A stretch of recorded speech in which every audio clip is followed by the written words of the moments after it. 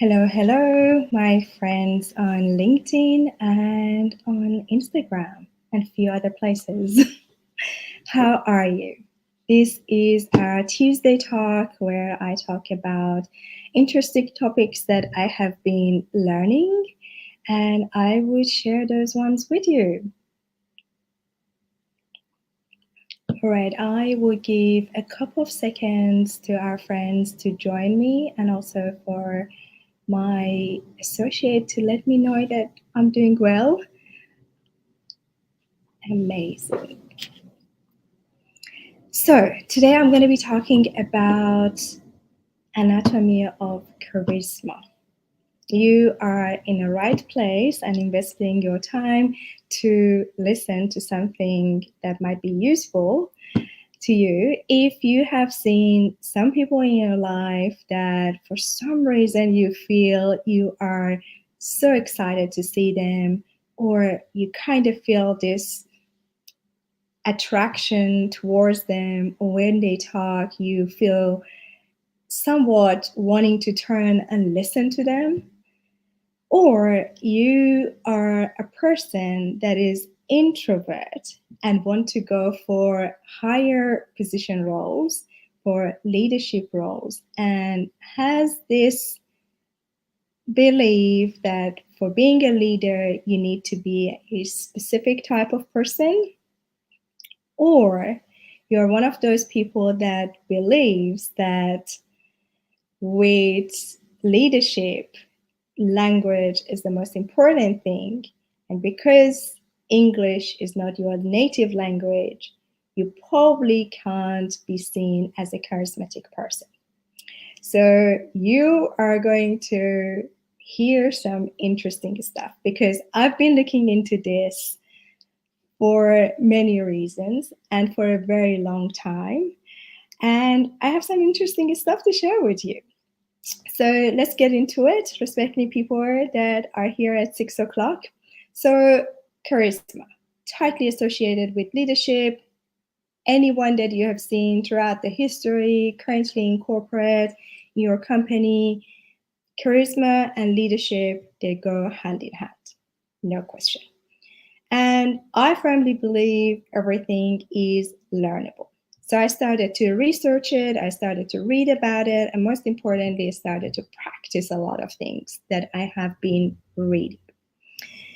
By definition, charisma is what sets people aside from ordinary people and and allows others to come towards them.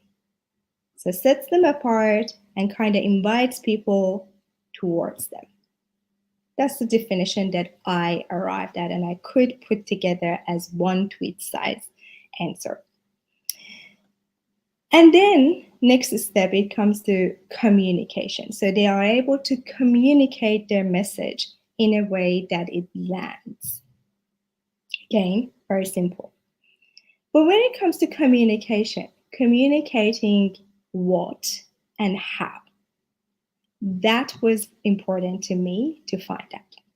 So if you look at charisma as a circle, around it is the language. And the things that we know about language, it has two parts, body language and the words that we use.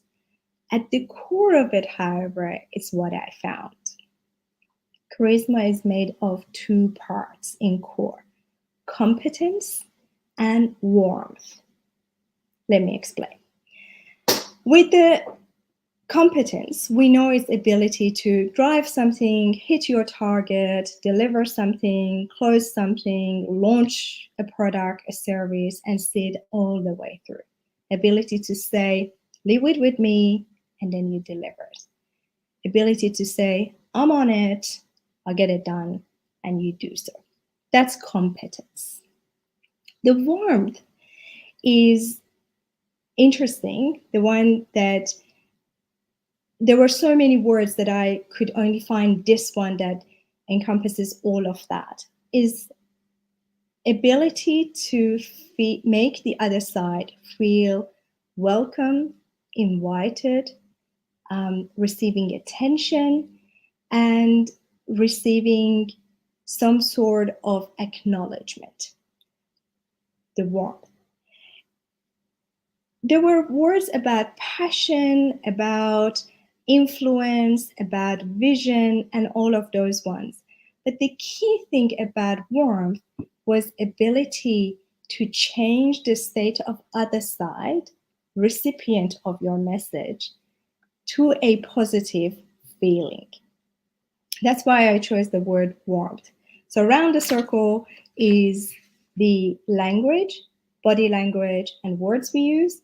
And in the core is competence and warmth. Simple, isn't it? So a key point about charisma, unlike what most people think, that is, charisma is ability to command a room, being able to deliver large speeches, being able to handle a wonderful presentation. It's not any of that. Charisma is ability to connect one-on-one. Even in large conversations, in town halls, in large speeches, large gathering, the person that is talks in a way that lands directly with the recipient of it. So for my engineering and data experts, the relationship, the concept of charisma is not one-to-many, it's one-on-one. And that was the biggest thing that I learned. Even when you see these people that they talk to a room full of people, they're talking to the mind and heart of one person. Isn't it amazing? So for my introverts, those who also language is not their, speaking is not their key, it's not their strong suit, just knowing that fact that all you need to do to be able to connect well with people is to be able to connect with one person at a time. That's as simple as that. So now when it comes to, let's look at a few examples to see what does that mean when I say warmth. Warmth and openness and inviting people in is when someone comes to your desk and you literally change your direction of your chair a little bit and pay attention. It's when they talk to you, you close your laptop and give them your full attention or the acknowledgement that what they say is important. Is when you are walking in a corridor and without exception, every time acknowledging someone, not even words, just acknowledging someone. When you enter a room before a meeting, before you plug in your laptop or while you're plugging your laptop, you make everyone in a room seen. So you're not here for a job. Let me plug my presentation, my pack, and everything. These are such tiny examples of creating connection, making other side feel that they exist, basically. Another example is when two or three of you standing in a corner by a whiteboard or discussing something, a person joins and you consciously take a step back and you let them come in and make them feel welcome, not that they are butting in or they are unwelcome. This shows that you care and you're open and you allow people in. And then the rest of it is the conversations that happens throughout the day and the message and the actual content of the work that you're doing. A lot of people that I work with, they are super competent. They're quite senior in what they do. So the competency part is quite taken care of. Now is the time that match that and bring the other part next to it and make sure that these two collectively are forming the way you operate, the way you are leading your team. And that's what happens after you do a lot of this work, and then suddenly you start seeing some things will change.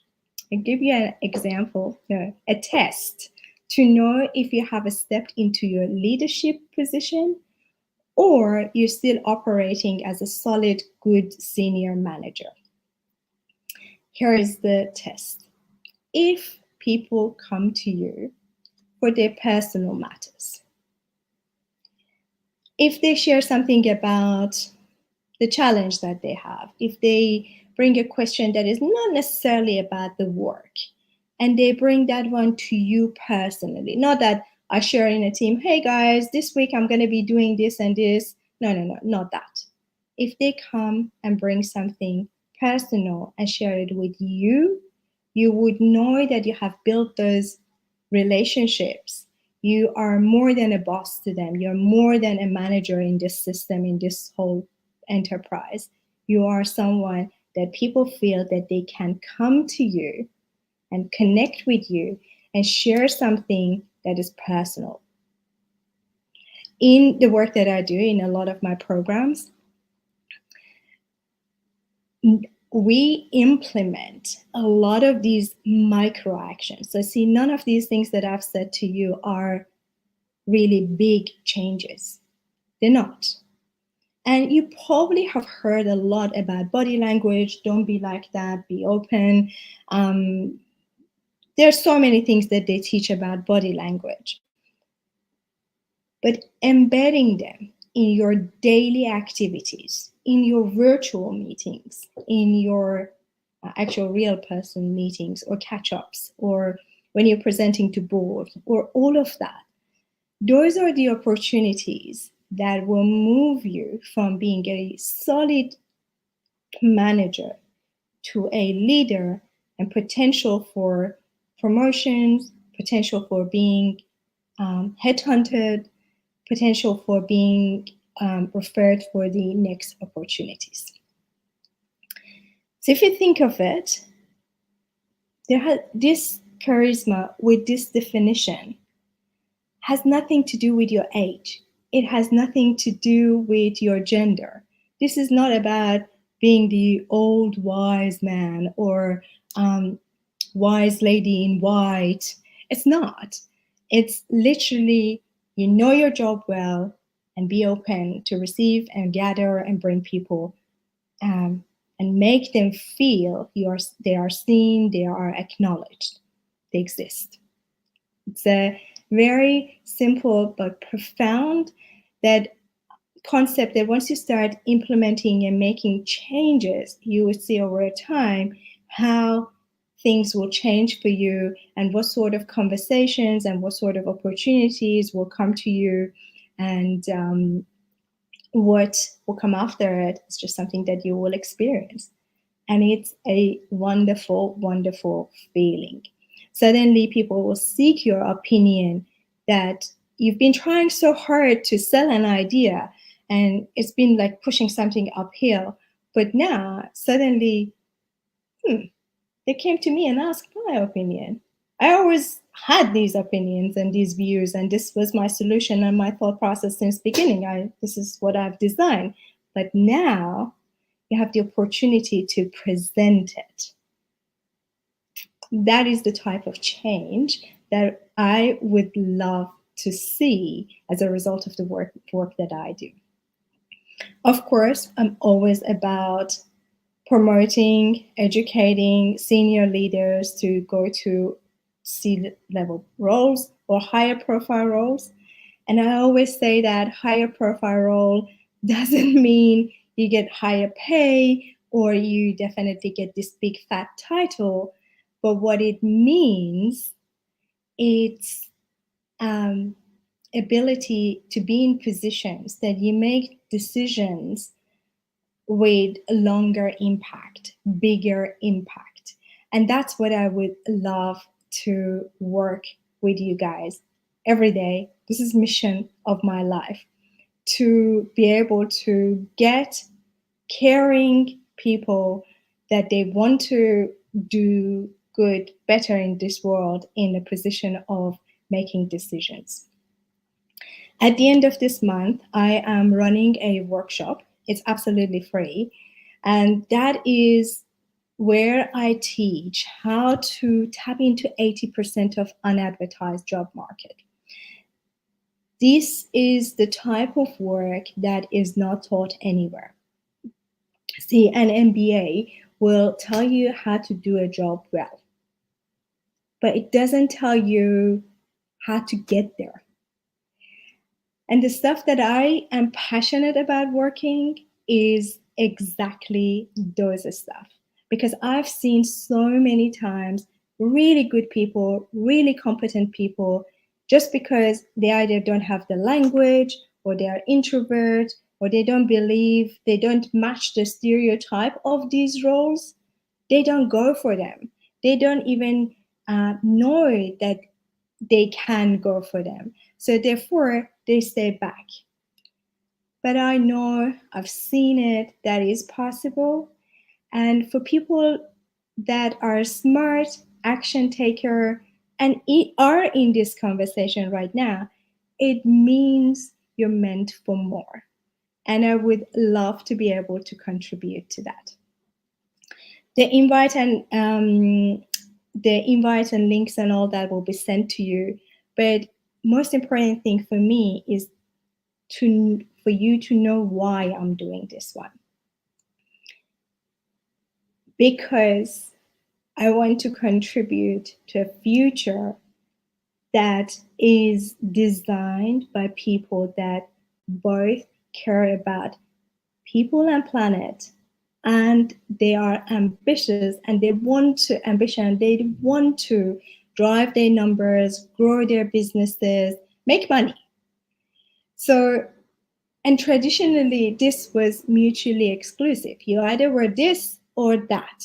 But I want to be able to bring these two sides, two aspects together. So you can design systems, products, services that everybody benefits from that. It doesn't hurt our society or our planet, but also it grows and it drives profit. It's a challenge, but I would invite you to join me.